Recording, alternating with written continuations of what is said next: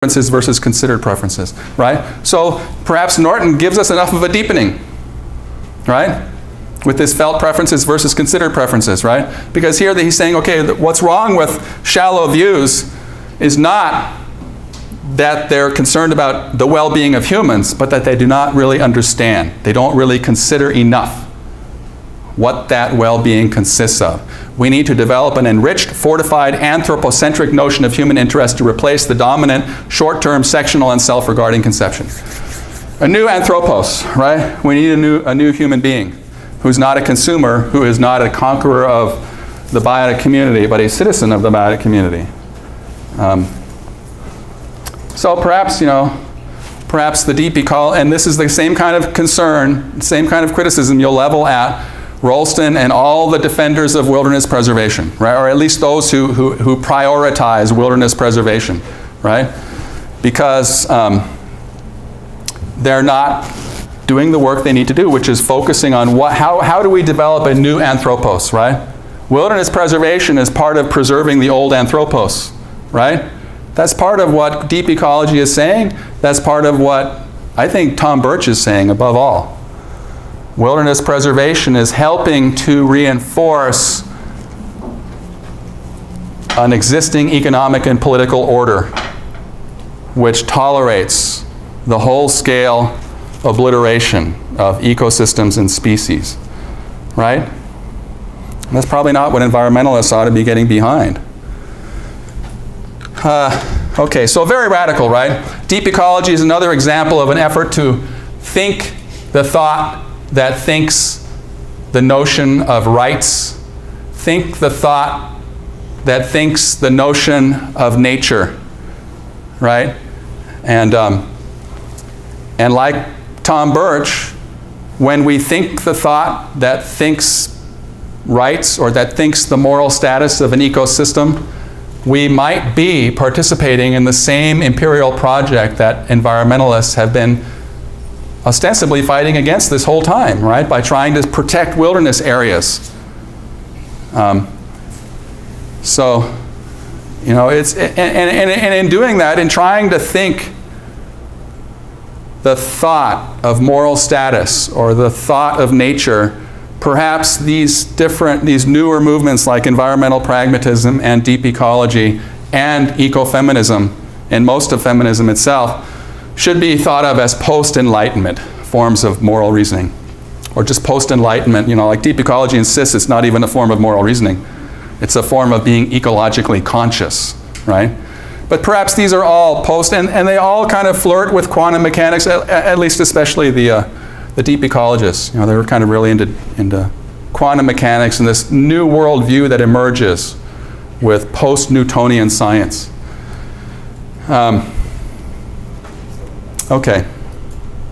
There are no individuals. Humans are merely part of the whole, yet humans are uniquely responsible for environmental destruction. I think that was the second to last slide, and I already went over the last slide.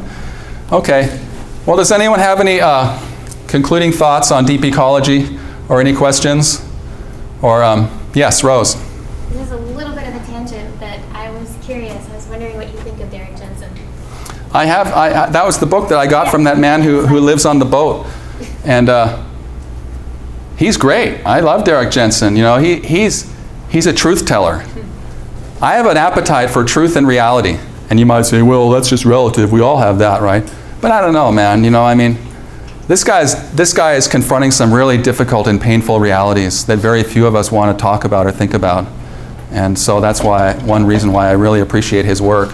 And he's coming from, if you try to reconstruct him philosophically, I'm not even sure, is he a philosopher, do you know? Or is he a sociologist? Or he has an academic higher degree of some kind. I'm not sure what his area is. I just know that he calls for the complete dismantlement of industrial society. Yes. No, actually, I think he's just a writer. I take that back. I don't think he's a professor. Anyway, but philosophically, he would identify his philosophical background in both deep ecology and social ecology. He's a very good example of the crossover between these two movements. Very good example, Derek Jensen.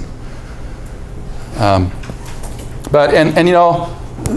he's also a very good example of a thinker who resists any kind of philosophical temptation to give us a new normative theory or to identify what his normative theory is. Like a lot of ecofeminists and feminists per se, just all many feminists, not even ecofeminists, but other kinds of feminists, their view is that the normative project, the project of doing normative theory, is itself part of a culture, of a cultural problem, right? It's itself part of a patriarchal inheritance that we need to overcome and reject. And so our main goal right now is to just identify these institutional structures, right, that are not just in economics and in commercial transactions, but institutional structures in our minds, right? That's what we really need to do.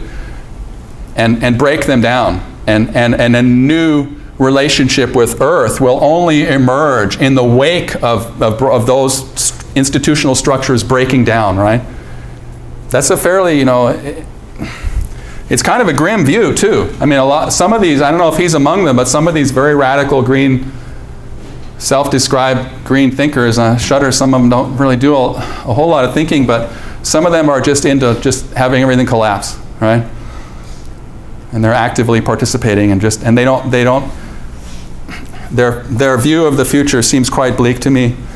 But, anyway, I think there's a lot of, I think we can be confident in going forward in the world to take a job, in the managerial class and just start shaking things up and changing them. Maybe that's something that Derek Jensen has given up on, but anyway, any other thoughts or questions? No? All right. Well then, so we'll just start today's Thursday, right? Yeah, we've finished deep ecology. So next week we'll do social ecology and we'll get into a little, I think I've asked you to summarize social ecology, right? Yes, I have. And also deep ecology. The one essay that you'll find just fascinating is by David Watson. So take some time with David Watson's essay, if you could, this weekend. And whatever else I have assigned for Tuesday. But I think we're reading Watson for Thursday, or maybe for the following week. On the syllabus, it didn't show that there would be other summaries. Oh, not on social ecology. That's because you guys have a paper due. That's right. Okay. Today was your last summary. That's right. Okay. And I didn't send out the attendance sheet either. Today was your last summary. Okay? So, and you all have your essay topics. If you want to write on a topic of your own choosing, be sure to talk to me. All right? Before you start writing. All right. So have a good weekend, everybody. Enjoy your weekend.